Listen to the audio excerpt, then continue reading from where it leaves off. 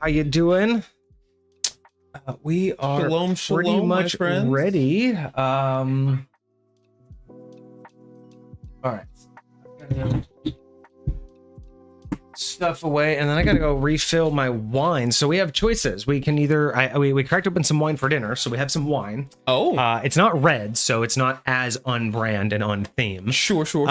But we do have some white wine, and we got. I also have some really nice dark rum. If we want to do like a rum cocktail for this. Oh, interesting. We don't have to start out with it. I'm gonna go grab a little bit of wine, but we can think about doing a cocktail. I might mess with for a little, this thing. with a little white. Okay, let me go grab you a glass, and then entertain the people. We are doing great card. It is a great Friday. We are going to be doing a game unboxing. Yes, indeed. I am stoked for this, and I can't wait till we actually get to play it. Yeah, Vixie really wants to play. She wanted to be here for the unboxing, but she has admin duties because it was wipe on AOR. That's so fair. She's going to be busy, but we're going to unbox it, and then I'm going to go through the instructions at some point, and then hopefully soon we will do it. But yeah, let me go grab us some drinks, and we got this. We'll get started. We got this. I'm hype. Oh.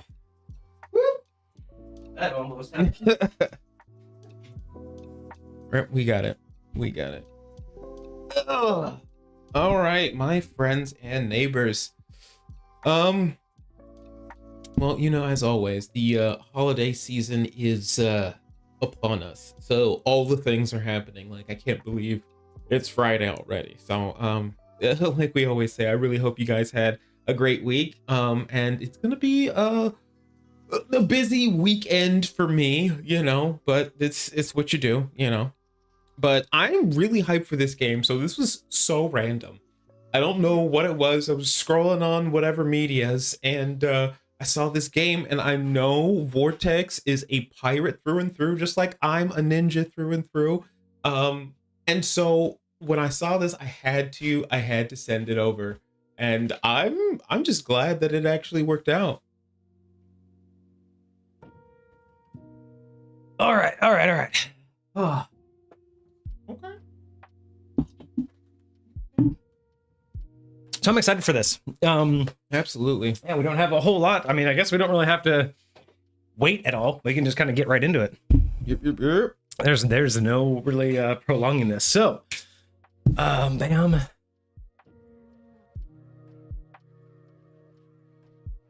What happened? Let's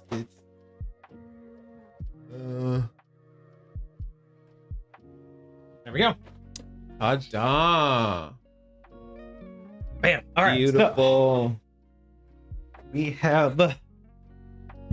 Think what you think. Nice top-down view, y'all. Yeah, we'll go with oh, perfect. Look at that. And then chat's right in my crotch. So Clean. chat, sit right here, chat. You're in good hands. Fantastic. Fantastic. Y'all are wild. Yeah. That's all right. That's all right. Chat can be in my crotch. It's fine. Perfection. Just saying, you know where you gotta watch. You gotta look in order to read chat. See what's happening. Exactly. All right, so because I also don't know how else I can do it unless I bring this all the way back. But then we have all of this. Like, is that any better? Is it better that chat would be on the table and then they can't see as much of the things that we pull out, or is it better that chat's in my lap? You know, Like, is it that big of a deal that chat's in my lap, or would it just be kind of funny? I don't think it's that big of a deal. You know what? Honestly, because we're doing pirate stuff. Let's make it a little bit crude, and we'll make today a semi-adult theme with some jokes. Fair enough. You get the box tapping your camera a little bit. Oh, that's what it is. Yeah. Come here, you.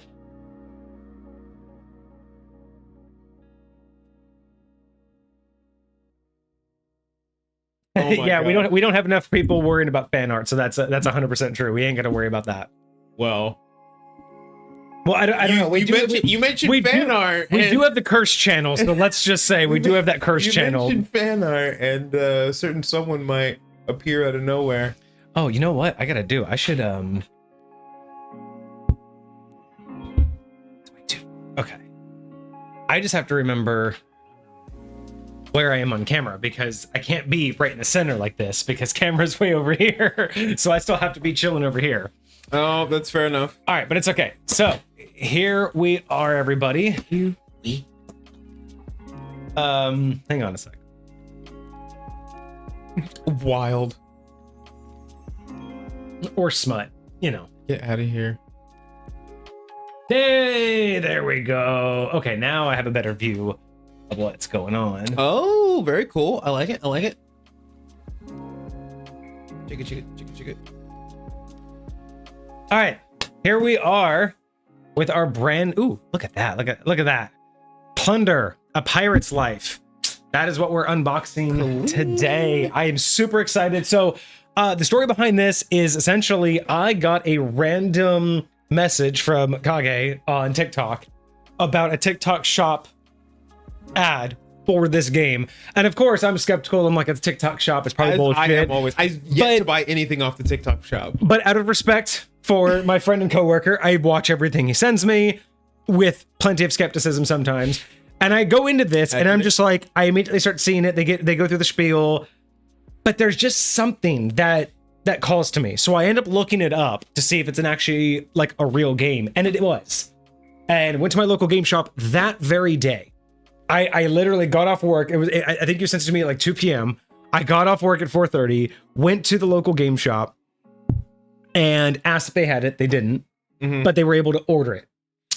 Finally came in after like 2.5 weeks, and here we go. So I was just telling chat, when I sent this to you, I didn't even know if it was anything. You said like something in your gut told you, like you felt something. I had no idea. I was just like, oh, it's a pirate game. I know Vortex would like to take a look at this. So I was like, here you go. Merry Christmas. So we have lo and behold.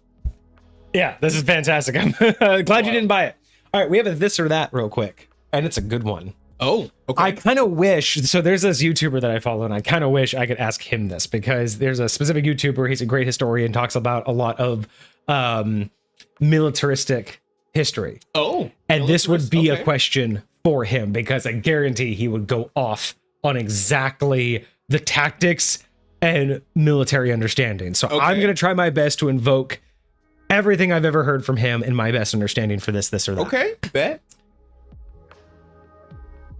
Who would win in a sea battle? Oh gosh. A Viking convoy of 3 ships Okay. or one British warship from the 1700s? I already have bet. Yeah. So here's the problem. Okay, so Yeah. I know what I think. Hold on. Okay. It's purely based on instinct. But It's okay, purely based on instinct and my knowledge of like Star Trek. Like the way I see like Star Trek battles, because I genuinely feel like Star Trek battles feel like seafaring battles just when I get those vibes. okay, because this is how my brain works. It's like I see layers to this, right? Sure. And that's the hard thing for me to do. So okay, gut feeling, and then we'll talk about it. Got it. We have to. So gut feeling, Vikings. Yep. Yeah. Same. Okay. Here's my reasoning, but there's caveats. Sure. But I will try to overcome the caveats for the sake of having to make a decision over one. Fair enough. So first off, 3v1. When it comes to the sizes of the ships, even though the warships were huge, could be a galleon. Sure. Against 3 ships that are slightly more maneuverable, slightly smaller, and not the big giant broadside ships that cannons are made for. It would be easier for the 3 ships to close in. Now, the 3 ships could not do a ship-to-ship battle the same way unless fire was involved. The only way Vikings are winning a ship-to-ship only battle is via fire, because they can survive long enough to outstand cannon fire. And 1700s, I believe this is the era still of firearms, so they would stay at distance enough to not get hit by firearms, but would be close enough and maneuverable enough not to be hit by cannon fire. So the only way they're taking down the ship to ship. Vikings ever actually have and or use any sort of firearms? Only, I think, maybe if anything, maybe at the very end of their period. Only like, again, but not like as a cultural thing. So as far as I can understand, the only thing they could do is, again, they could probably, I could imagine back in the day them going through the precautions of having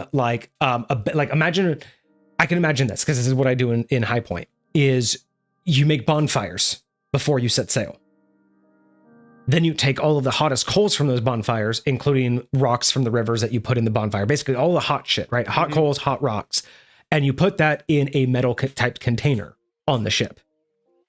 And then you can put things in there to keep them warm. It can also, keep it hot. So not quite a stove, but imagine using that to then be able to shovel out hot coals and fiery metal and just sling them with some sort of like shovel unit or whatever, or even like a leather glove enough to like throw burning hot metal into a ship that could eventually light it on fire. I could see something like that, right? You could have rags in one pile that are soaked in oil and these things, and then combining them together long enough. There's ways that I've thought about it. So I'm going to say that ship to ship, there's no way the Vikings will win ship to ship, but they could survive long enough if they use fire. Now, when it comes to sea battle in general, the whole point is to subjugate, and there are plenty of opportunities to board. So the Vikings outmaneuver the cannons, and they'll get onto the ship. At best, they destroy one of the Viking ships. At best.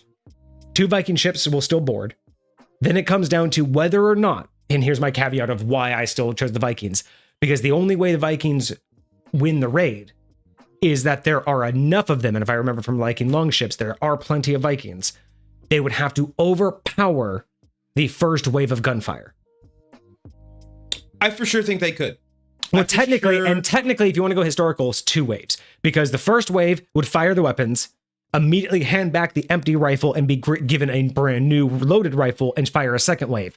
So between those 2 volleys, and some will miss, like some shots will miss. So between 2 volleys, as long as enough Vikings survived the first 2 volleys, I believe the Vikings have a stronger chance in close quarters boarding and defending the ship. The problem is military ships were so big, they would have hundreds of people. So we're talking maybe 60 Vikings versus up to 200 to 300 British soldiers, but not all of them were capable of fighting close quarters. This is accurate. So when I think about the way they would actually have to go about trying to board these ships, like I would imagine that the people on the British galleon would have brought out and drawn their firearms and started using or running in those things when like way early on. And so I imagine that by the time the Vikings actually start being able to do what they need to do in order to start boarding this ship, which I think they could do quite swiftly, actually, if you're pretty smart about how you go about your tactics, you can basically kite this galleon and like stay in its blind spaces enough with the three of you. Oh yeah. To That's what I said. At best, you're taking down one ship at your if you got lucky and maneuvered correctly. And so like you would have to be like on your ship. But I feel like the Vikings, like that's what they fucking did, man. They were exactly like they were like. But they weren't known for their naval. They were known for using sea to travel and then land raid. So that's what I'm saying. I was watching something that made them feel like they were. But that's what I'm saying. So that's what I'm saying is like ship to ship. If they didn't leave ships, it would probably be a stalemate or overtime the Vikings would lose. Sure. But that's not how seafaring battles actually went. The whole battle, they would board. The Vikings would absolutely take the only way that they're not is if somehow the galleon was too tall and they just couldn't climb it. But I have a feeling Vikings would figure out a way. So assuming Vikings could get on the ship, they would win the close quarters part, get onto the ship. Then they would just have to survive the first couple volleys of gunfire. If enough of them survived, I then believe that in terms of how many combat able soldiers there are in close quarters combat versus how many Vikings there are, it would then just be a battle of arbitrage. Do the soldiers lock themselves away? But then again, as long as the Vikings took the top deck, they basically win because they could lock the floors, Absolutely. They could burn down the ship, and they can just funnel the rest of them if they needed to. Like it depends on what their goals are so when it comes to. If they have to take down every enemy, the battle of arbitrage would be in favor of the British because no matter what, there's still more men with swords than there are Vikings. So if it's purely arbitrage, like if it's just purely not arbitrage, but I know exactly what you're talking about. I said it a second ago and I lost it already. Attrition. It's attrition. Yeah, it's a battle of attrition, and that's the idea, right? Is if each soldier was capable of drawing their sword and actually putting up any level of a fight, or at least the majority of them, the Vikings would over time lose, but they wouldn't have to do that. Yes. All they have to do is take the command.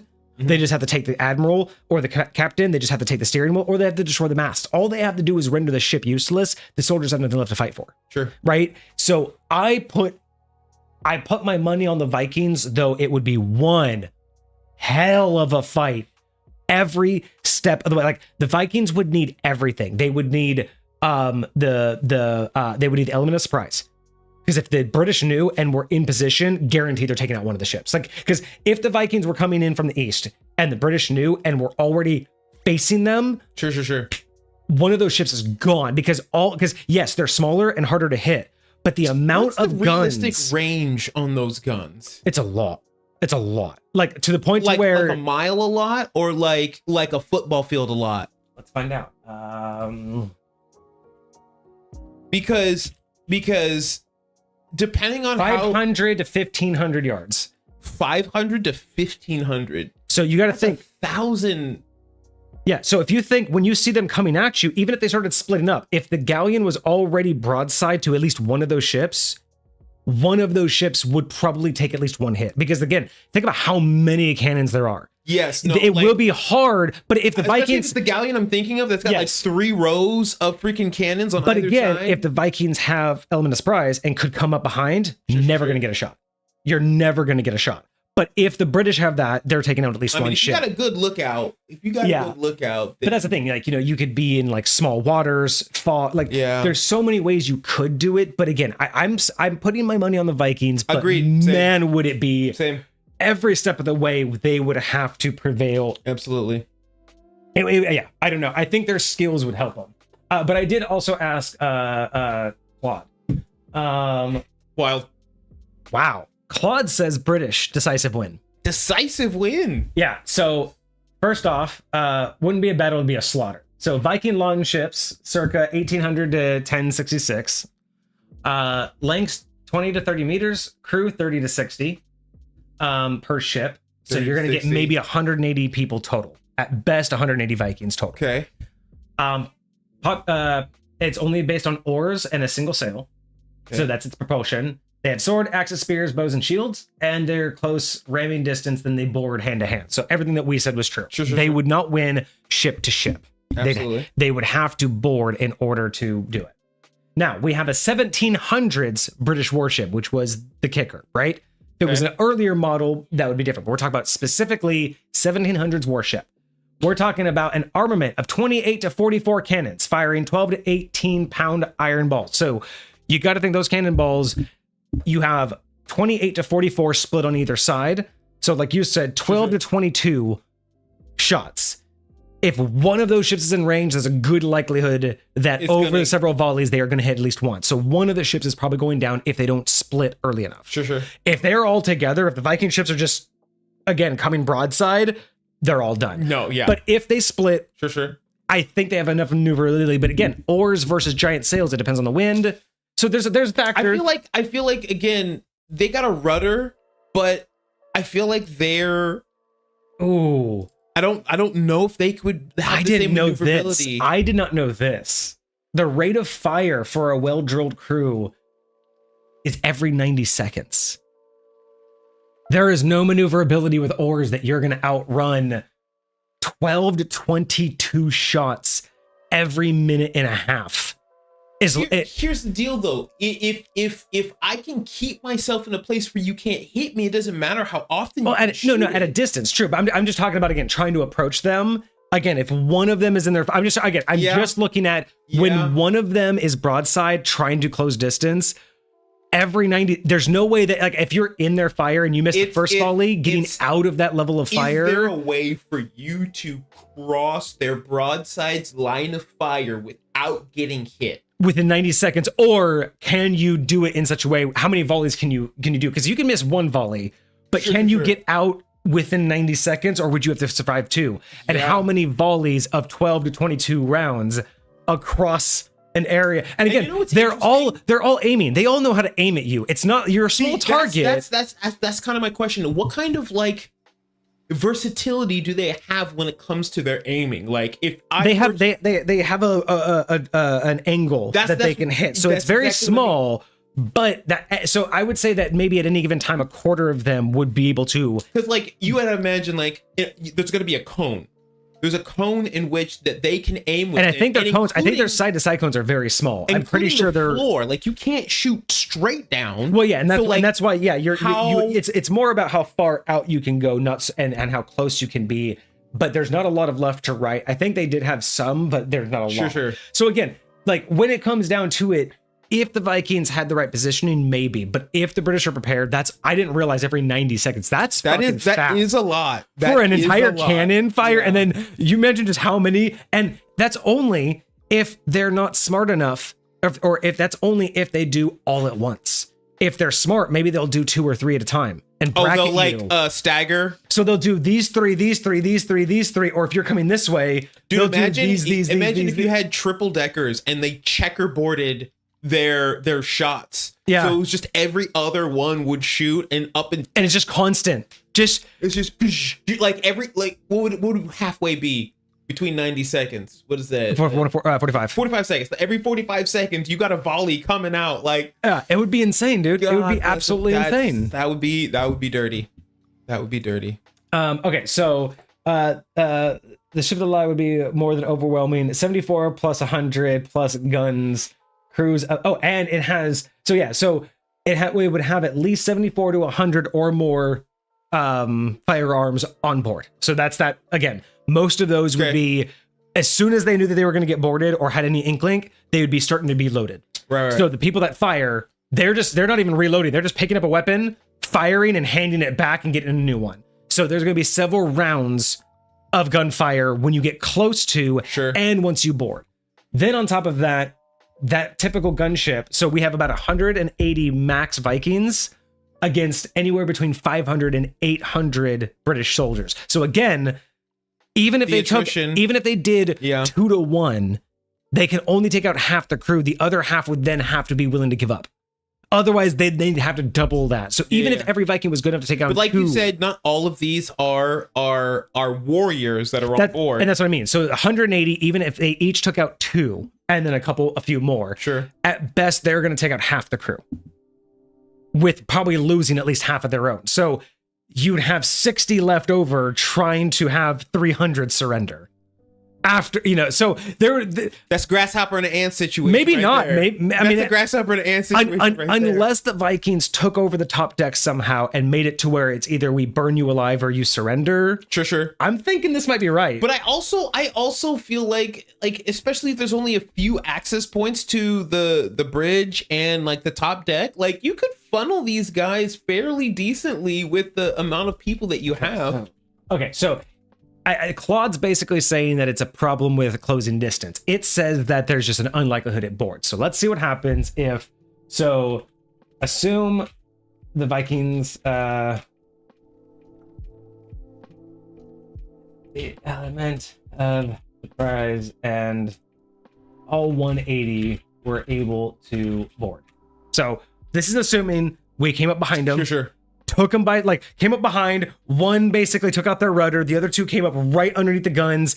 And before they knew what happened, they assumed they hit something. And the first soldier that goes over to look at the rudder gets stabbed in the fucking face. Yeah. And that's just that classic thing of just suddenly Vikings. Yeah, suddenly Vikings. 180 Vikings are suddenly here. We're gonna see what Claude says. So the fight's actually competitive. British crew.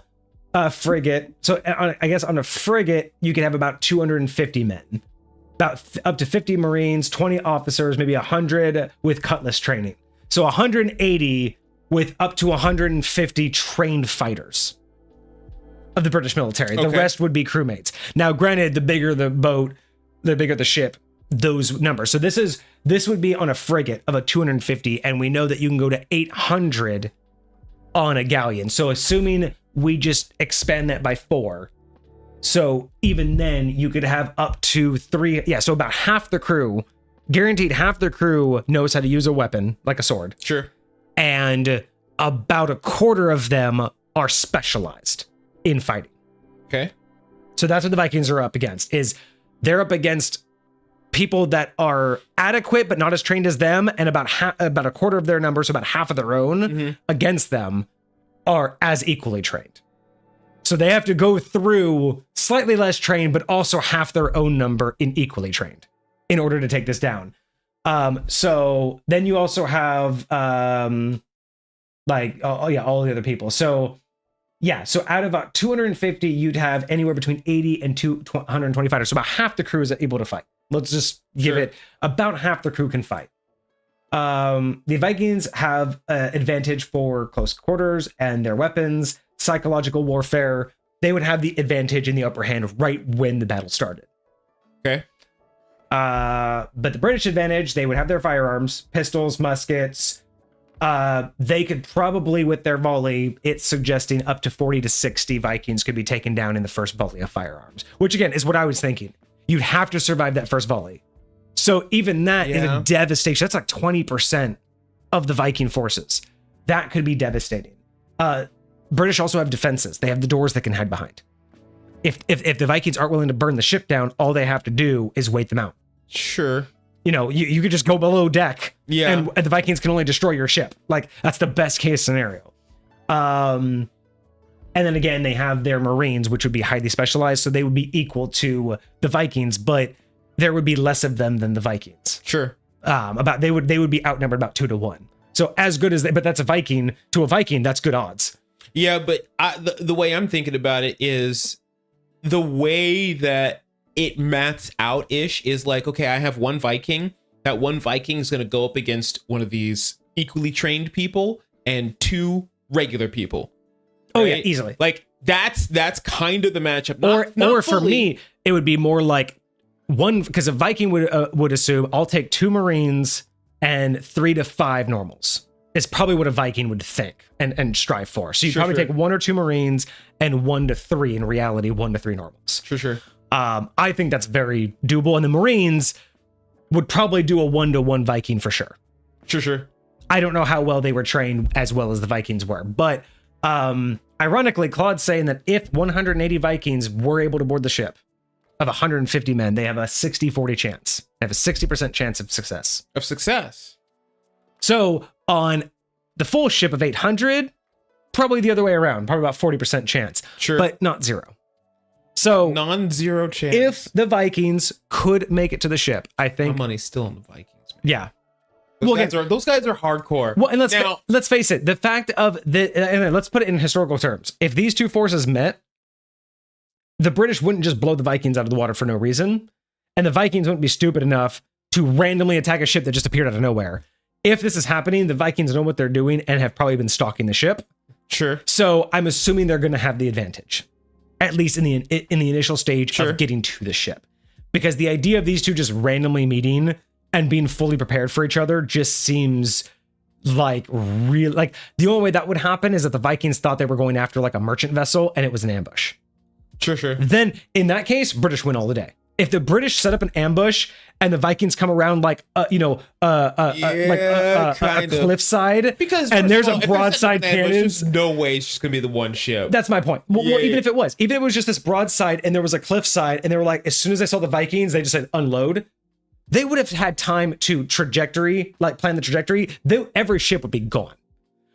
But that's my point is like, if this is happening, I'm assuming the Vikings, like if the Vikings don't know what's going to happen, of course they lose. Yeah. If they know what's happening, they have a much better chance, but it's not guaranteed. They will have an uphill battle. That's a good question. I like that. I'm glad I put this or that. No, it's good shit. As an It's option good for the shit. community. I love that shit. All right.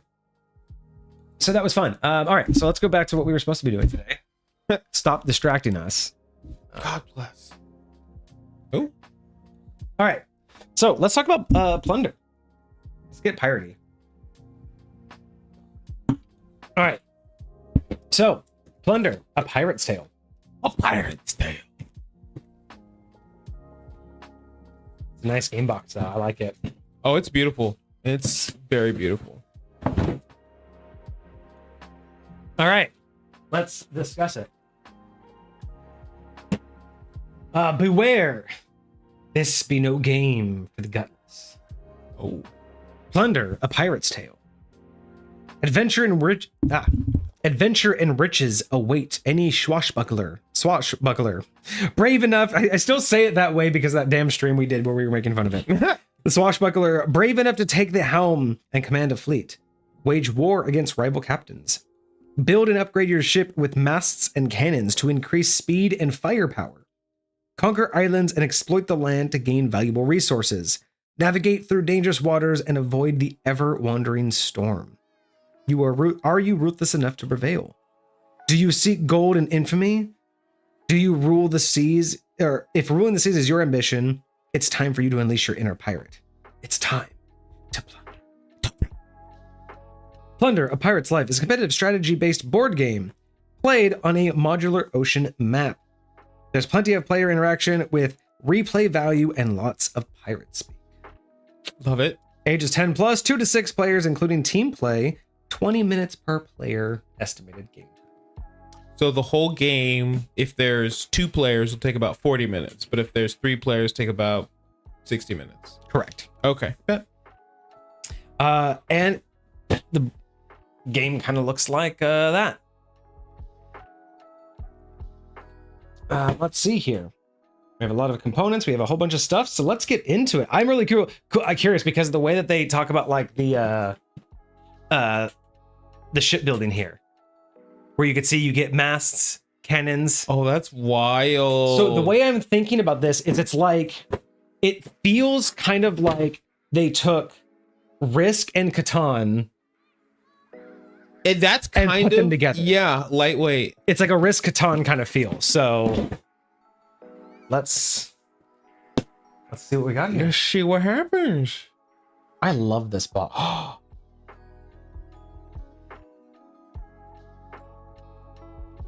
See that? Oh, That's fair. That's You don't ever see clean. that on a game. Y'all, check this out. That's clean. I never see side box art. Hold on. Dude, it's good side box art too. Like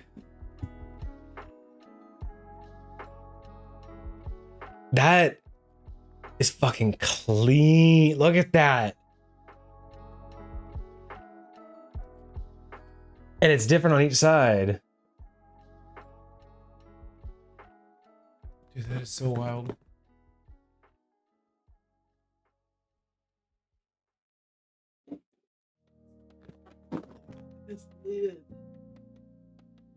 Oh, that is so good. Beautiful. That's Okay, beautiful. that's cool. All right. Let's get back to where we were. But bringing it back. Okay. Back to right where we were.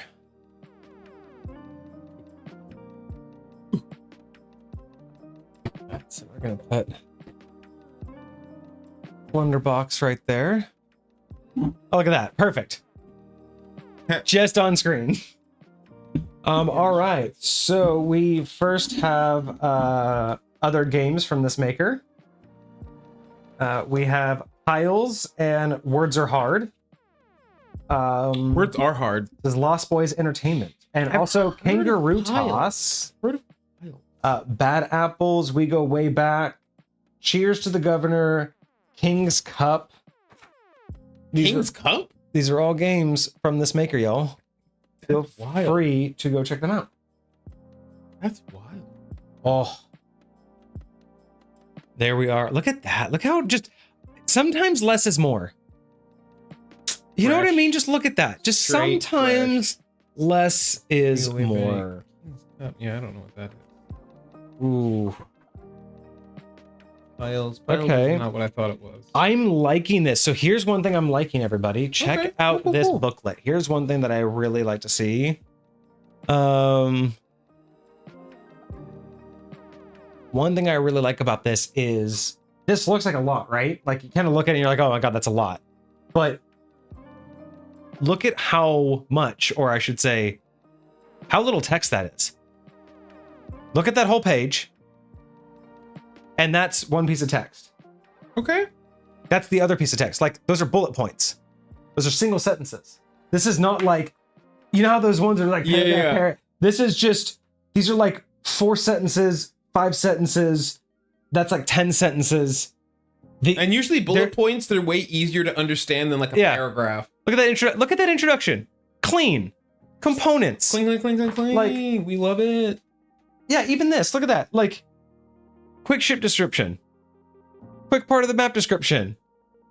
Okay, so that piece has like that's the longest bit right there. And that's beginning the game. That's literally the setup of the game is the longest section so far. Sure. Oh yeah, this is great. Okay. Oh, I'm liking this. Usually I don't like game instructions that much. Like I don't really care about the book that much. Sure. Yeah. But this one's really well designed. The organization with it. Ooh, and game overview. Ooh, and I love that. A little game overview on the back. Those are always nice. Love it. I love it. All right, so now we get. Ooh, okay. I was wondering how they were gonna do Love this. that we have dice. All right, I was really curious how this was gonna work because I saw on the back that they had like a border, and it said it's a very dynamic board. Uh-huh. It's like, how are you gonna do a border that's always the same if the pieces can't line up always the same? Sure. So these are individual tiles. So this is the border, and they're all individual tiles. So that will go. So the interior border really does change. What was that other game that we played? It wasn't exactly because we built those like long tunnels and stuff, and it almost went Yeah, off the for board sure. like Dom. Yeah. So this is kind of nice. Oh, so this one just came out. Okay, so we have. Oh, okay. So very much like Catan, looks like we have a recipe list here. Oh, So looks you can like do certain things with looks certain like resources. 2 planks to make it. So 2 planks, stone, and that looks like gold. Okay, so 2 planks, 1 stone, and 2 gold make a ship. Like 2 stone, 1 plank, and 1 gold make a cannon. Real quick, so you have wood, iron, rum, and gold. Okay, so this must be wood, iron. Yeah. So wood, iron, rum, and gold. So this is wood, iron, and gold. So Yes. So you need Yes. 2 wood, 1 iron, and 2 gold to make a ship. So that's, oh yeah, look at that. Plunder point, 5 gold. Just buy it. Oh, and there Just you go. buy it. Oh yeah. Here we go. And then on the back of that, ship, cannon, mass, life, plunder point. It tells you what all those things that you're trying to create are. Yeah. Oh, so a life point. Okay, so the red markers are life points. Mass. Okay, so that's cool. So right on the back side, it has like, so if, you know, if you're looking at that one there, turn that over, and then it applies to that one there. I like that. I like that. Yeah. So okay, and there's two and both of those are the same. Red, yeah. So we have red, gold, purple, and green, and black and brown. Oh, these for all the different players. Got you. You pass yep. these out to players. Got you. Yep, so, and then on the back side of these is just nothing. Oh, so these little orange ones are the rum. Is that rum, or was that because you said it was that's what it says. It says the 4 different types of resources are wood, iron, rum, and gold. Oh yeah. So the orange ones here. Where we go? There we go. So these orange ones are rum. Yeah. Interesting. You need rum for sales. You need the people putting them together to be drunk. Right. Okay. Ooh, these are nice. Ooh, I gotta start popping these out at some point, but I can do that later. I can work on that. Ooh, okay. This one's kind of cool. Oh, these ones are already popping out. ABC. Okay. Do these come out too? Yeah, they're all individual pieces. So this is cool. We got some what looks like spinners. I'm assuming. Yep, these are spinners. Okay. Or dials of some sort. They're letters and numbers, which also correspond to the outside letters and numbers. And we got these, which this is kind of cool. They look like gems, but then they pop out to be like here. They look like gems, right? It's like a cross. But yeah, they pop out. They pop out to be these things. So that's very interesting. Okay. Ooh, here we go. Map. Oh, brilliant. Okay, so map pieces that are double fucking sided.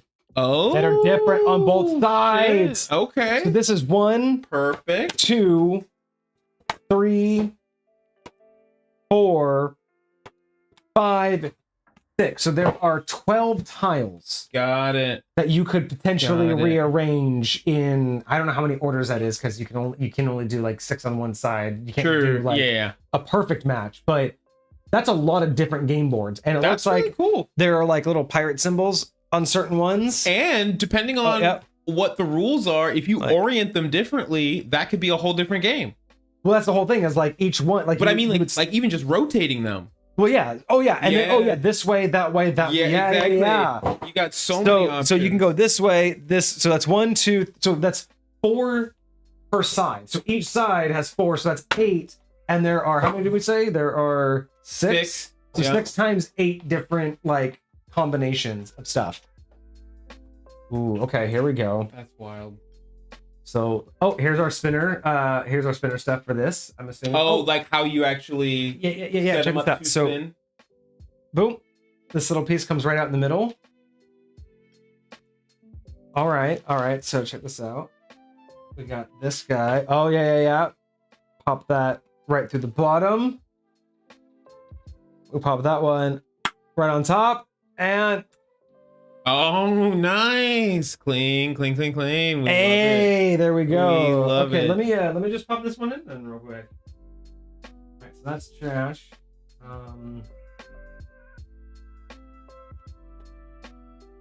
Trash.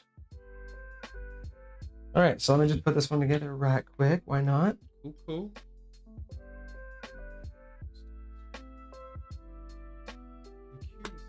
Oh, no. So these are letters. A, B, C, D, E, F, G, H, I, J, Yeah, I think the map's gonna be surrounded by letters and numbers. Ooh, these are interesting. Oh, these are the corners. The corners of the map. Oh, this goes backwards. These are the corners. Oh, very cool. Like, love that. That's really interesting. So this goes A to F, and then it goes G to L, and then it goes L backwards to G. Well, because if it's like, yeah, I don't know.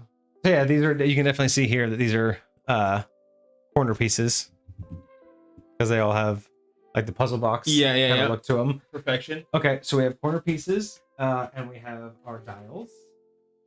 I'm just gonna take out these 4 gems. I wonder if these are like the win conditions, like because there's only 4 of them.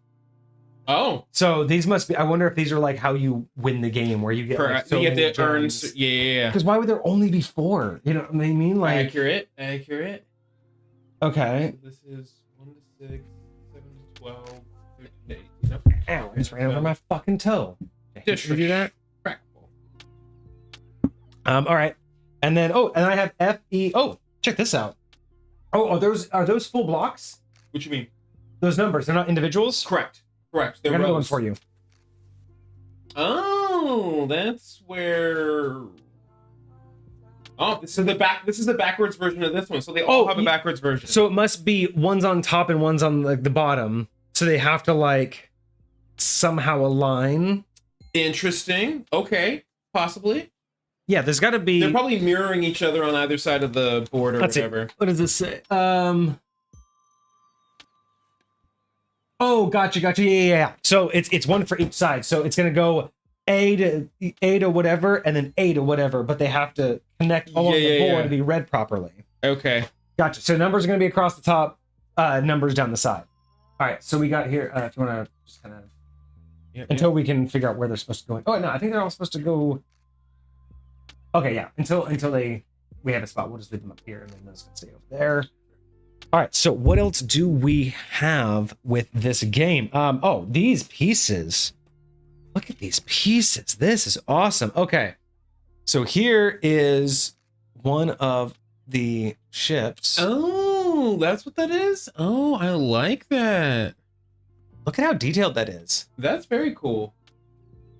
Like, that is so nice. I really like that. And then you can see the pegs on top. So it looks like there's 7 pegs.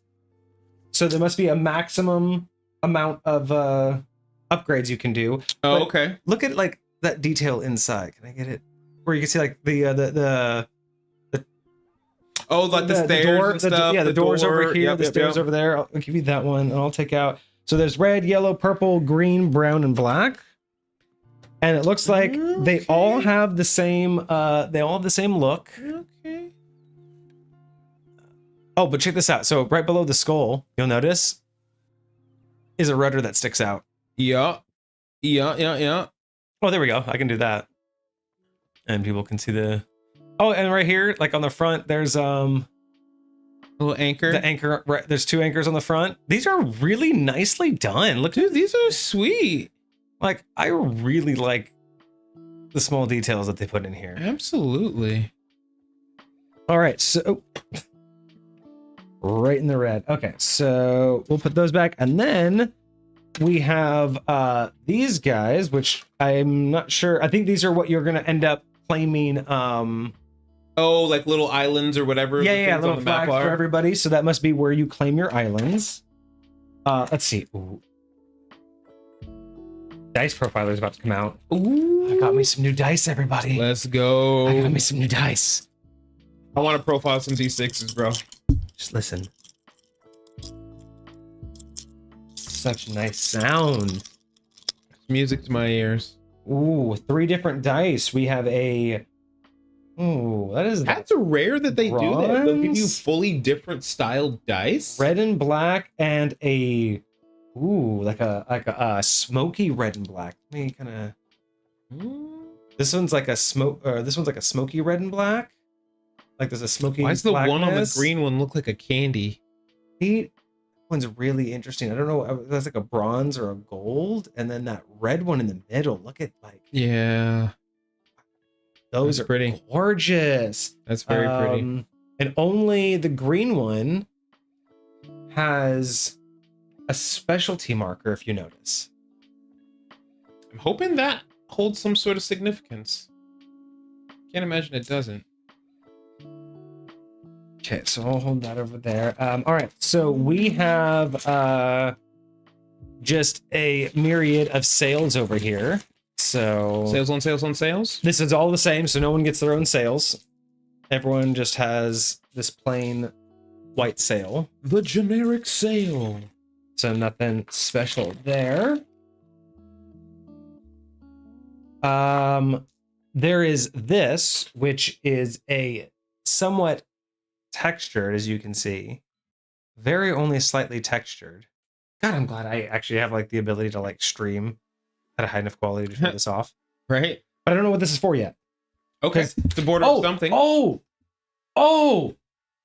We read this. Look at that. It covers exactly a 3x3. This must be a moving storm. Interesting. Remember on the back, I read something about having to evade the constant moving storm. Yes. So look at that. Yes. I'll bet you this one. Move the storm 3 tiles. Move the storm 4 tiles. That has interesting. To be the storm. Like Catan's got a robber that it moves around. We got a storm. Okay, so you know what? We will put the dice back. I cannot wait to play this. I can't wait to like read up and figure this all out today. Absolutely. Like after Absolutely. today. We're gonna put these guys in here for now because we don't know where else they're gonna go. Waste not, want not. Fair. The pirate's life. We'll put those in there. We'll put those in there. Okay. And then we have adorable. I love them. Look at the cannons. Look at them. Oh my gosh. That's fantastic. Bro. Dude, tell me these go like stick on the sides of the ships. Can you Dude, yeah, can you try and stick remember one? they do. That's why you have the holes. So if you want to put a cannon. Dude, that's so wild. I freaking love it, bro. Cannon.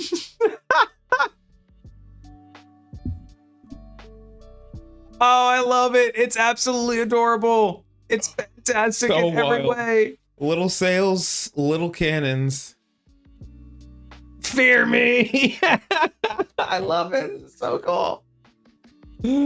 Oh yeah. Man, I cannot wait to build this game up into like a little armada because it looks like each player gets up to 3 ships. You get an armada of 3 ships. It'd be cool if it was like Each player gets 3 ships. I thought it was just one. Well, up to it's well because you have team play and whatnot. But yeah, there's 3 ships per color. I would love it to be like where if you like take down another player, you're gonna take over their armada and take control. Like that would be fire. If it was like you, me, Vixie, and Lucifer, and like I took you over, like I took you out of the game. So I took over your ships, but all that meant was that like you're on my team now. Sure. So I could tell you how to move your characters and be like, no, you get orders to go do this. Sure. Oh, that would be such a cool like even a homebrew. Like after we get used to it and get kind of bored with it, a homebrew rule is house rules. Yeah. Is you could take over someone's ship, and then when you do, you can tell them what to do up until a certain like a certain number of spaces away, and then the player can only do essentially anything that leads to the last order. So if you say, hey, go find them, and you go so many away, I can no longer directly tell you what to do as a player, but your whole job is, well, the last order I got was to find them, so I'm just going to search. Like, there would just be some fun like role play aspects that we could do with that. Interesting. Okay, and then these are the lives. Okay, so these look like you're just like your little soldier, basic nothing pieces. Got you. Like they're not even there. Yeah, there's no detail. Pins. There's like a hat. Is that what that is? There's like a tiny little like you can see. Oh, that's a hat. Yeah, that's for sure a hat. You see like there's a tri-point hat. Interesting. Hopefully I'm getting that in camera. I like it. But it's a little tri-point hat. It's a piratey hat. Pirates. Yar. All right. Okay, so we get some car. Ooh. Let's go to this one first. I want to save the best for last. Okay, that's interesting. We have a little slot here. Is that for these guys? That's the only thing that would be small enough, right? Yeah, that has to be there. Because that's the only thing small enough to fit inside there. Okay. Then what goes in these ones? Oh, wait a second.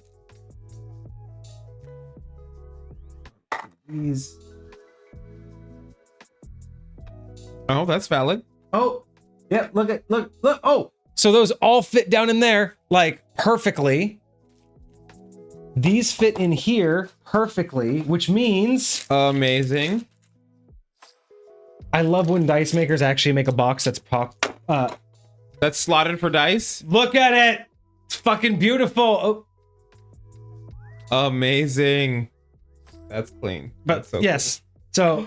They do have different meanings. look at that. So cards over here. And then where's my dice? Dice down in there. Little health cards down in here. Fantastic. So that probably actually means that these are actually all supposed to be dumped out.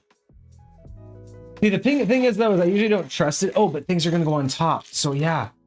Yeah, see, that's what I'm. If you like store the box vertically or upside down or something like that, will everything fall out? But this thing actually has where everything's supposed to go above it. So even if it falls over, it won't. What about those cards? Those cards, were they always sticking up like that? No, they're down Okay. like that. Okay. So then this Okay, I thing guess that goes makes like sense. this. That's why that has the circle. Oh, wild. That's clean. Does that really fit right around there? Oh no, it's meant to. Yeah, it locks in there, and I'll bet you Oh those. my gosh. So let me see those cards. Yep. I'll bet you the cards all fit in here. So these. Oh, I fucking love this box. Look at that. It's Just all coming together. God, I love a good, well-made box. Hey, you are not wrong. You are not wrong. Oh no. Oh come on, no. Bro, you are on the fucking money. You were on the money. It's supposed to go in there, right? No, that is the storm. That square. Oh, it is the storm. It is Yeah. literally the storm. That's such a good call. Don't Such a you good think call. that this was supposed to go in there? Like, don't you think that would have been like the perfect thing is to cover up all of the things so they couldn't roll around? I mean, this is kind of Does it not fit? this fits in there. Like those, see, like those perfectly fit. I thought this would fit on top. So maybe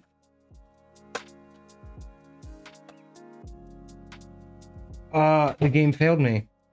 They were Where's so close. They were so it was the only thing you didn't make like a little thing for was these. Because this will obviously go perfectly in here. Right? I mean, yeah, they came out perfectly in there. Yeah, so those will You go just set the perfect. instructions on top. And all those ones are gone Yeah, already. so all of that is perfect, but where did these go? How are these supposed to go? Unless that's supposed to go there or across here. Nah, the only thing I can think of is you're not supposed to stack them. And they're supposed to be like individually. Yeah, all the way around. That would kind of bother me if they set it up like that, but especially because those other ones need to like sit what do you call it? So you think like that almost. Something like that. Yeah. Yeah, that does kind of bug me. So okay, what? Oh, other than that though, so far so good. How all of this. So let's look at these cards real quick. So we love me some good deck of cards. Same.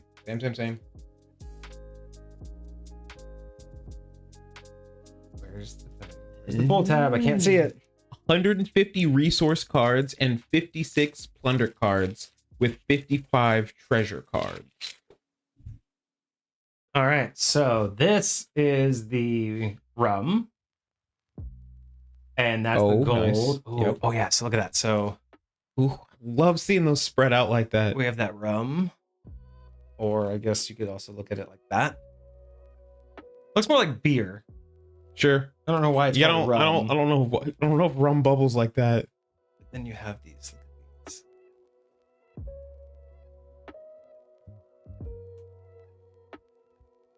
That's so cool. Perfection. All right, so and on the other side of these, it is just. I thought these would be like different islands, but they're not. These are just. This is just the back side of the card. So Oh, it's just one. Yeah. Repeating. Okay. it's just. The standard back, so they all look identical, so you can't tell what's what. Yeah, so you can't tell what you're gonna get at all, but you could end up getting gold, rum, and so these must be your resources. Obviously. Yep. Obviously.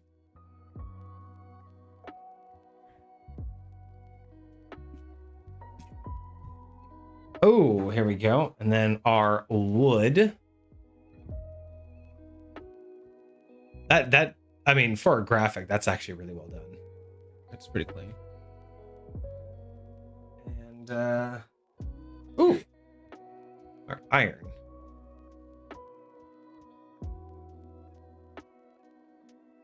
Sweet, sweet, sweet. Trying to get it in the light here, right above chat. All right. Let's look at all of those. So yeah, equal amount of each of those resource cards.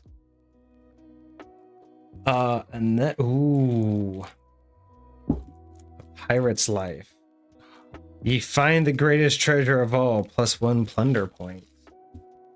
So these are X marks the spot cards. I love it when a design does that, where you see right here on the edge, that little design, how it does that. Or just smear. I love it when it just like smears. Yeah. So these are X cards, which would be things like this.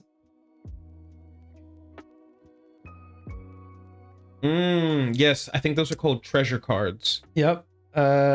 Those who steal, or those who stand between ye and treasure, be sent to the bottom. +2 gold. Choose an enemy ship to lose a life. If enemy ship sinks, do not gain a plunder point. Ooh. Your lookout be tossed from the crow's nest. Save the sailor or stay on course for gold. +3 gold, and your ship loses a life, or end your turn.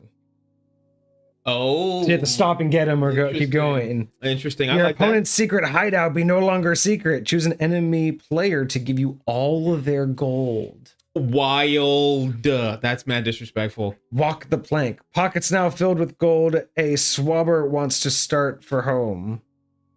Ye oblige him. -1 wood, +2 gold. Vermin.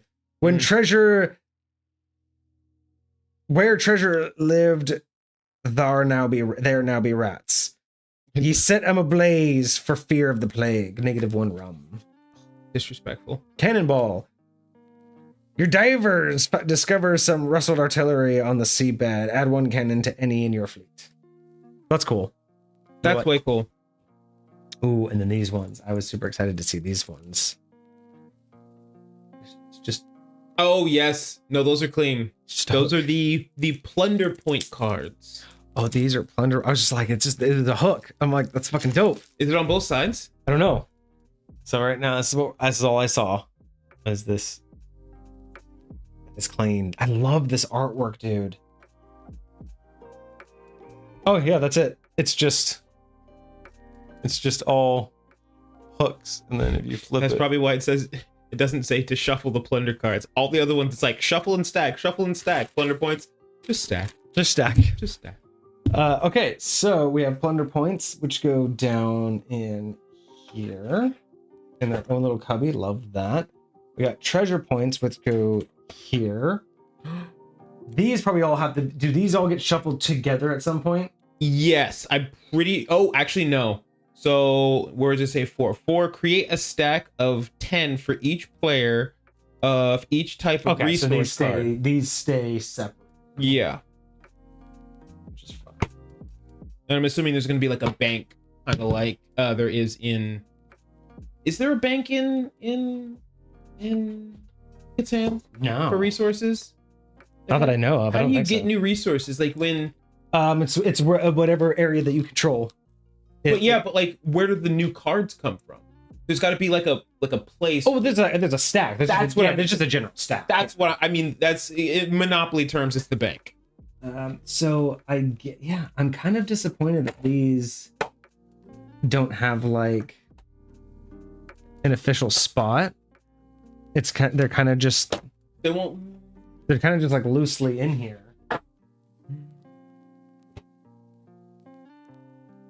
See, that's what I think. I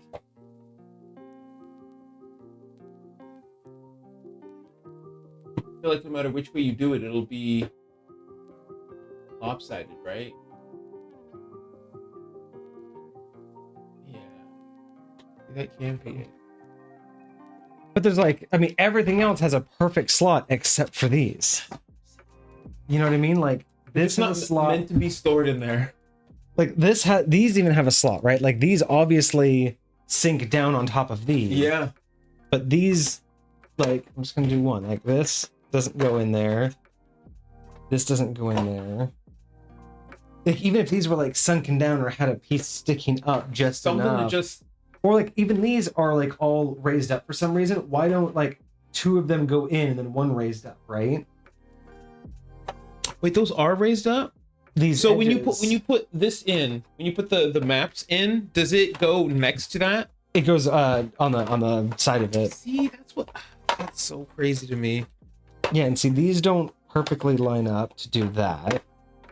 They're not perfectly lined up to do it that way either, but they are perfectly lined up to do it that way. So this is the only way that they're lined up to work. So yeah, That's still crazy to me that you gotta lay them out like that. I mean, it's efficient. Yeah. But then again, it does make for a sealed game. Because then as you can see, yeah, look at that. So now as you can see here, it's all perfectly sealed. Yeah. So even if because even if there was some play, Sure. it's more holding down everything, because then these are held down the same as these are. Yeah. Because then this goes on. That's gonna be clean. That's fucking clean, dude. I love this fucking box. That's beautiful. That's beautiful. And you know what? To be honest, I genuinely feel like people who make good boxes like this want you to have their game for a long time, because when everything They know has it's a going to place, be played more than once. when everything has a place, it's so much easier to keep track of your stuff. When you're like trying to figure out how to put something in a box and you're just like, just throw it in there. Like this fits so much better when you put it where it's supposed to go. Oh yeah, And and then when you bring it out, it's like, okay, there's the map. Yeah. Oh, by the way, I remember. Here's our players. Okay, Absolutely. Boom, I got the players out. Oh look, there's the counters. There's the storm. There's my cards. Bam, bam, bam. Like everything. I don't have to dig for anything. Once the map is out, we're playing, and I want to see this map a little bit. Like, okay, so I'm assuming you would just full, lay it out like random, right? I would imagine so. So it looks Oh, it's like a 2x3. It's actually only a 2x3. I thought it was a 3x3 because there's only 2 left. So this is it. This. Oh is, yeah. This is the size of the map. Yeah, it's a rectangular map. You use all of them every time.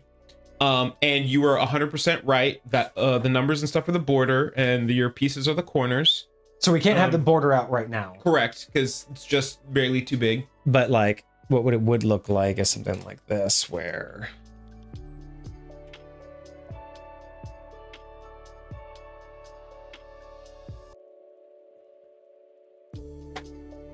let's see.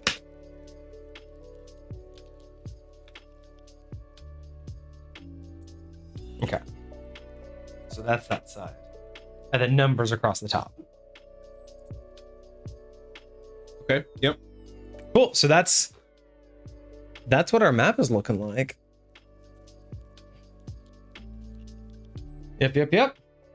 Okay. So welcome to the game of Plunder. Like, this is going to be so cool when we get this set up in here. Like, we'll definitely need a bigger table. That's kind of one of the reasons why I wanted to just do an unboxing and not trying to like do a game. Sure. I don't know how we're going to play it without like major game table in here. But Fair enough. That's the game. That's clean. Look how big that is. Yes. And yes, so yes, like yes. if you're looking at like, how gameplay looks, you would basically have like a ship and a ship and ship.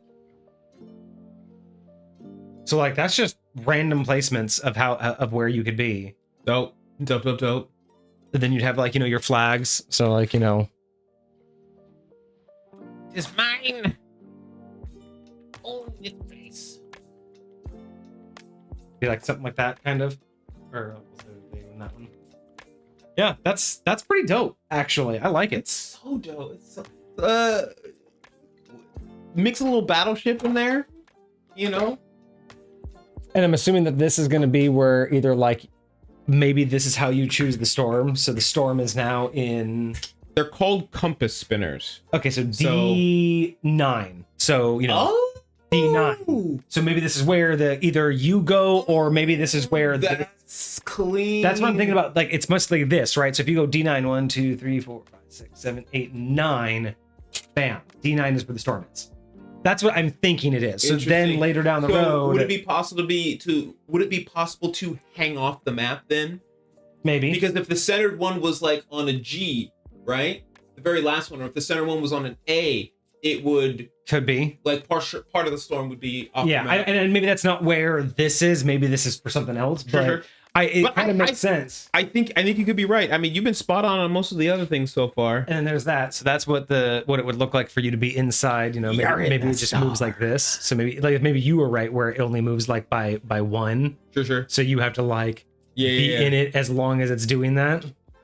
And let's see what these bad boys look like with their stuff on them. Oh yeah, cannon them up. Okay, so I did learn that the way the ship starts is your life go up in the top 3. Oh, gotcha. So the little red guys, each ship starts with 3 of them. So you have 3 hit points. Gotcha. Yep, and they're in the very, very back. Okay. And then I think the masts go in the middle. And the cannons. Oh, and so you can have up to 2 masts. I think so. Because that's your speed. And then up to 2 cannons.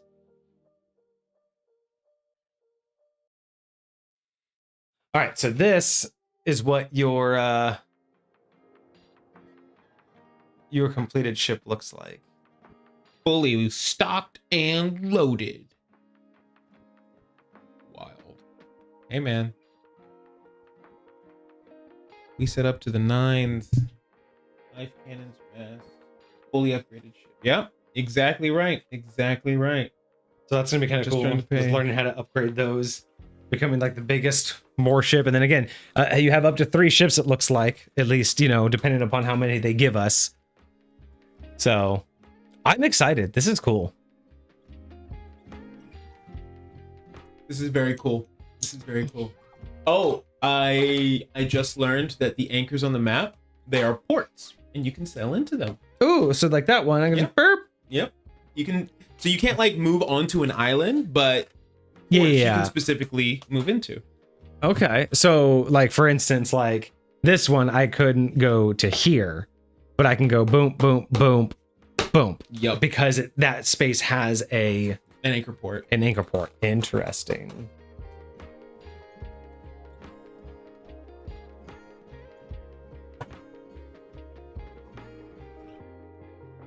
Okay. I like this game. I haven't even played it yet, and I'm already stoked. Absolutely.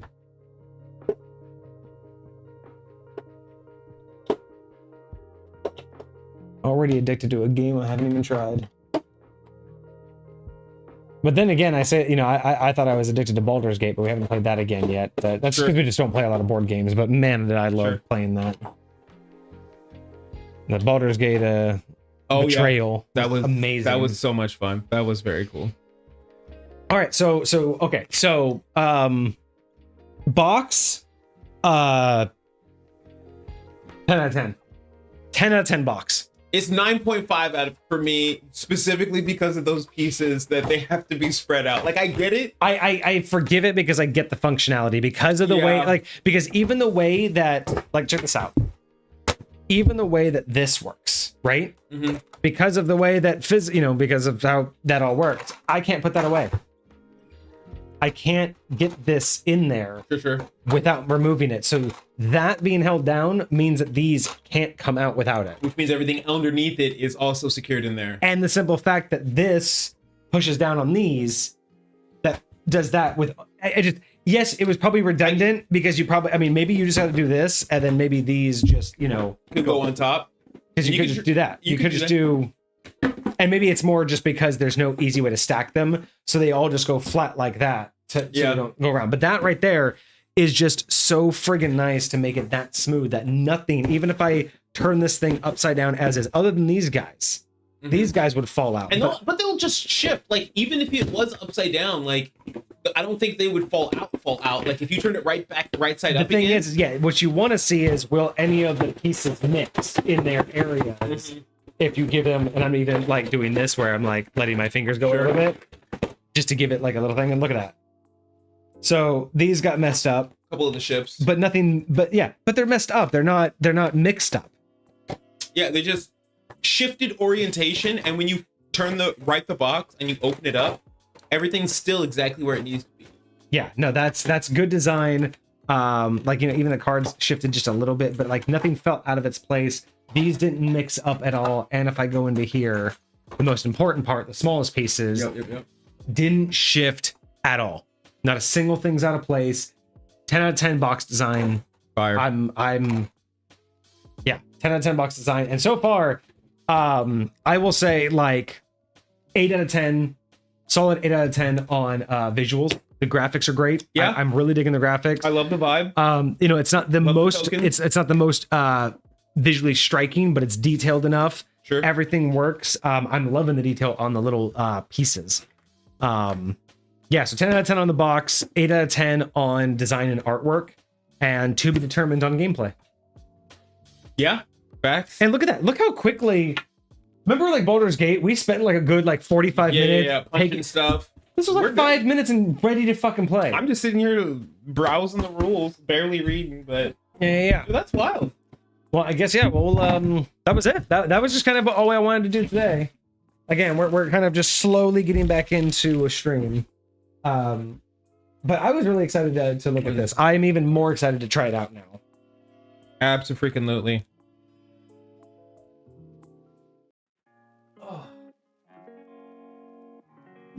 Yeah, such a cool thing. I'm very happy with it. But that was it. Plunders, A Pirate's Life. Coming to a stream near you. Facts.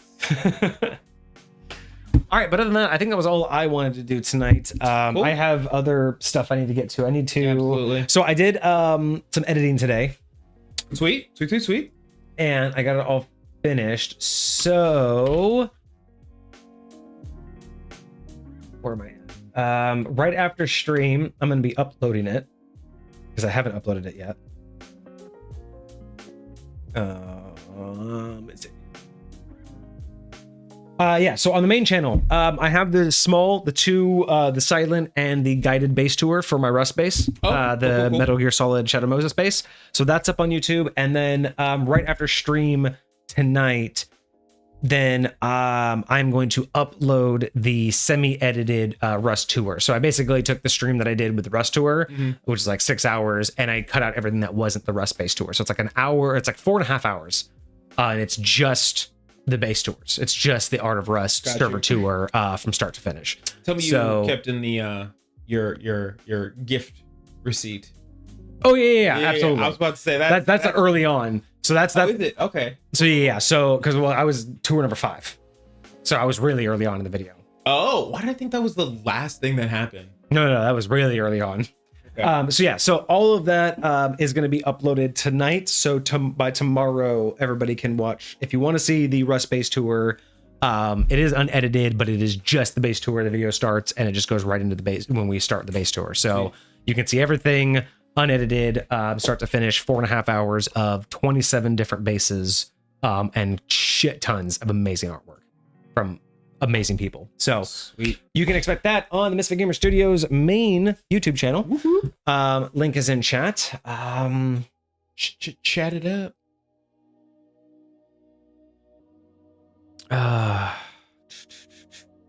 Another this or that. Biggest Navy ship of World War II by displacement was the Japanese battleship Yamato, or the fleet of the Spanish Armada. Wait, what?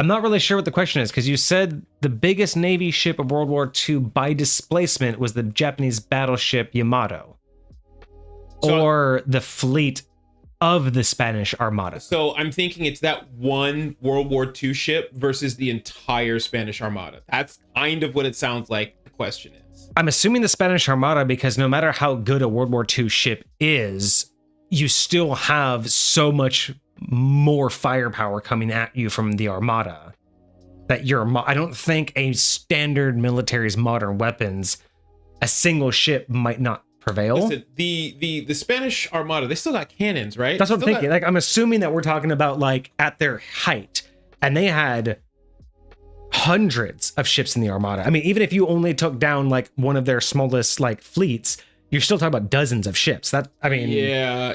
You're the it might last longer than you think, but it's gonna go down.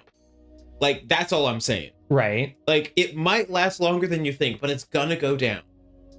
There's just too many. Right? There's just too many. Just too many. Let's see here. It's gotta be. Let's see what Claude says.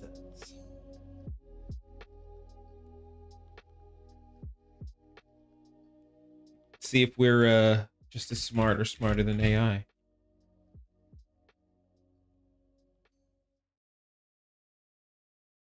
Yes, there's only so many ships that can be within its range at a time, but the question is, how many of those ships are you going to be able to take down, right? Like, imagine they're all closing in on you all at once, right? And you're taking out these ones while these ones are still getting closer. And after you take out these ones and you start aiming at these ones, there's more on this side that are also getting closer. So like, eventually they're going to get up to you and they're going to get within their own range and they're going to just.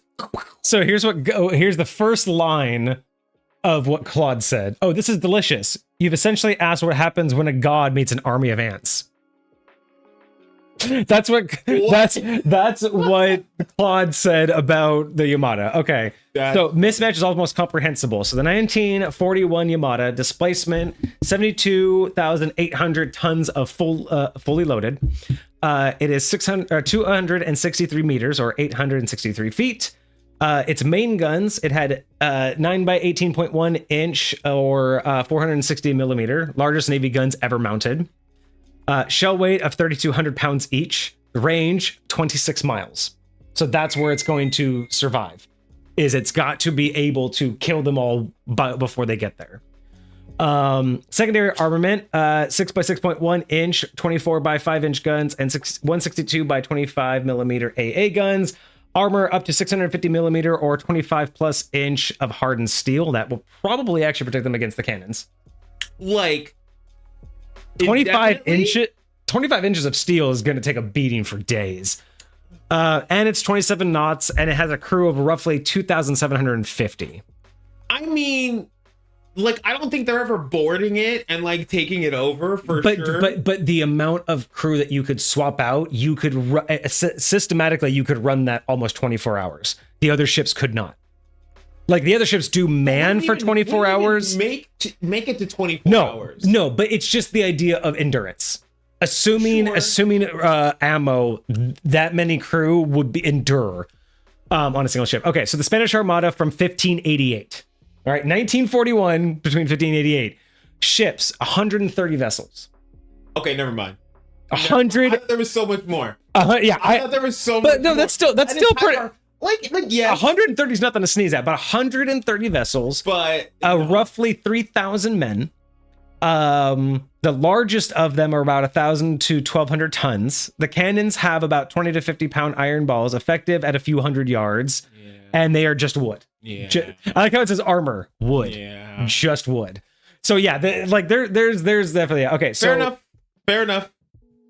So okay, basically the downside is no matter what, they just can't hurt it. The 25 plus inch steel just will take every last cannonball they throw, and then dent it. Like, that's it. Maybe. That's it. Like, honestly, the best chance they have, and this is like literally theoretically probably impossible, the best chance they have is to get every cannonball to land on the deck and sink the ship by an imbalance of weight. Just too heavy. Just literally not like hit the highest point where just lob those suckers. Yeah. Come on. And that would be the only way that that they would take down the Yamada is every cannonball lands on the wrong side and tilts the boat. So basically, yeah, the Yamada just couldn't be damaged purely by the cannonballs. And that's it. It could literally just sit there and laugh at them for a century before they would give up. Then I guess also they would have to travel the 19 miles and however many yards to get within a few hundred yards of it. So for 19 miles, they have to dodge artillery they can't see.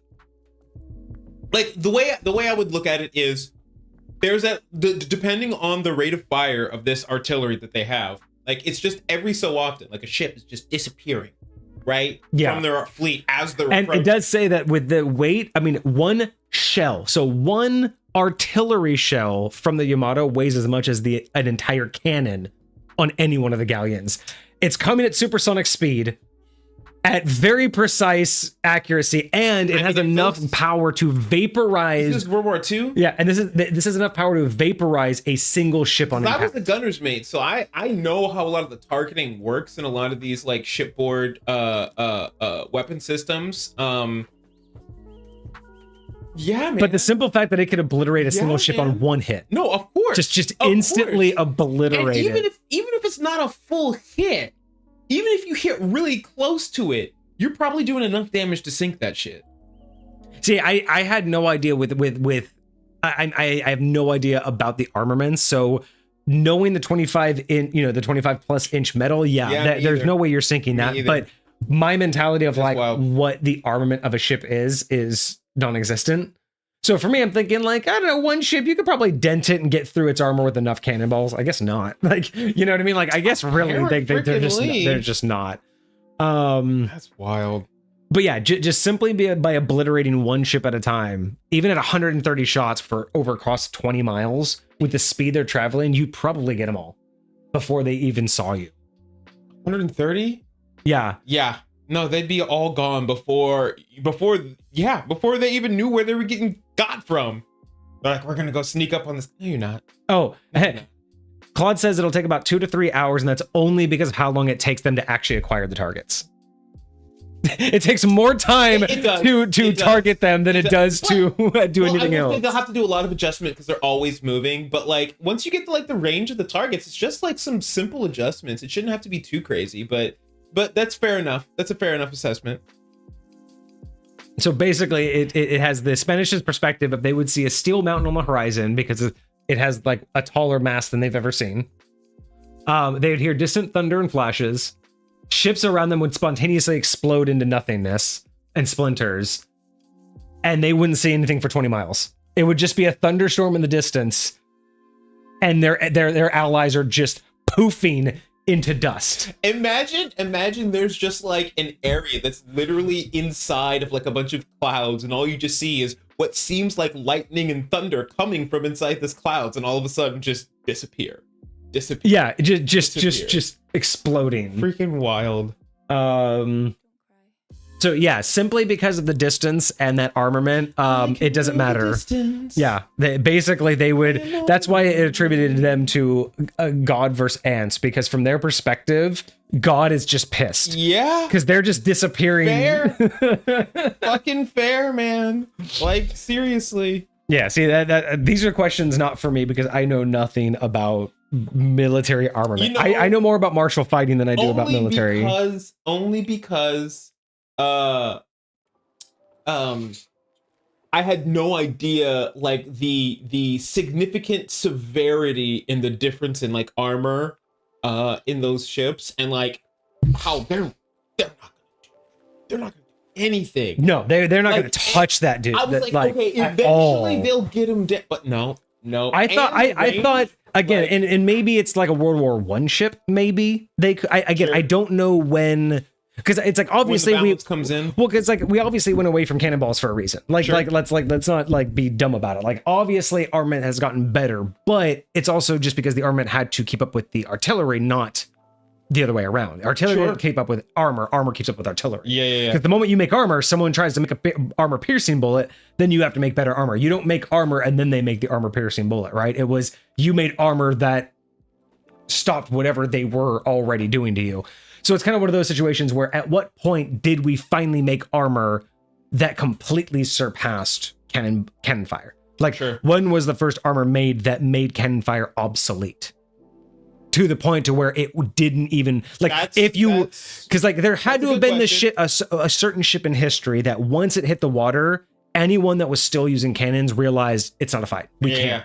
And so I'm curious at what point that was, or was there even a definitive point, or was it like, because I know that we got like a steel hull, like we got eventually cladding. Do you think that the armament increased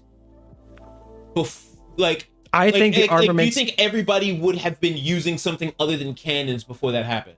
I think I think we evolved cannons faster. I think the armaments evolved faster. Or no, I think that the artillery evolved faster than the armaments. Like, I think that it wasn't like cannonballs just stopped becoming popular, so we needed missiles. I think we came up with missiles before we solved the cannonball problem, but then it was like, I would agree. We need to go farther beyond cannonball. The way I feel like it's like, okay, we need to blow these guys up faster. Cannonballs are not doing enough, so what's the next best thing?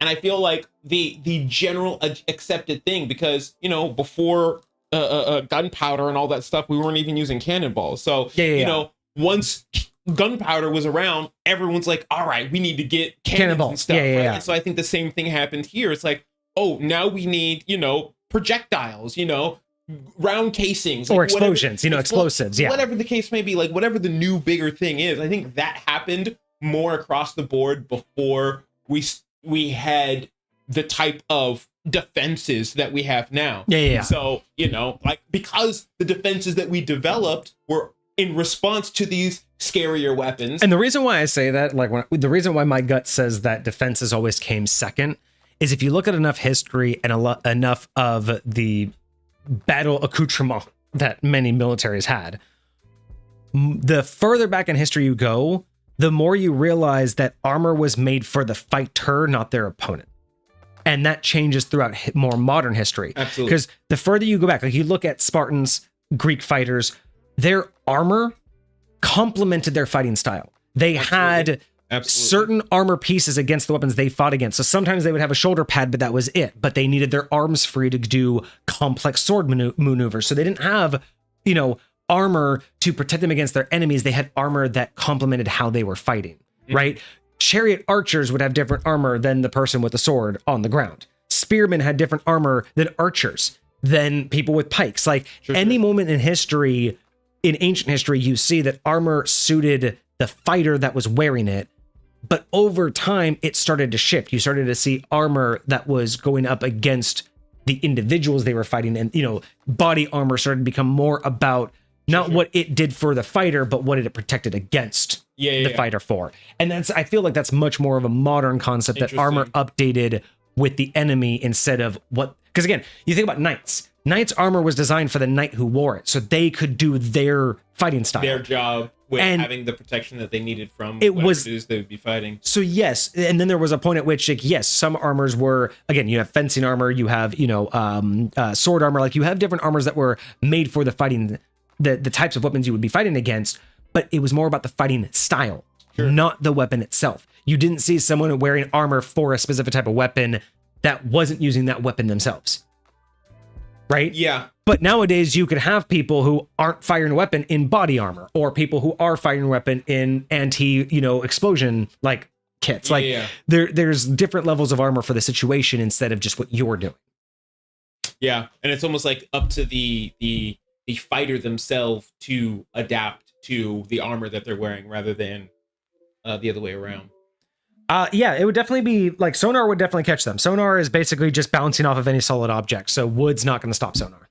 Oh, absolutely. Yeah, absolutely. Yeah, you get sonar off of wood anytime. I mean, you get sonar off of animals, organic matter, wood, steel. Sonar just works off of mass, as far as I understand, right? It's basically just it's surface area.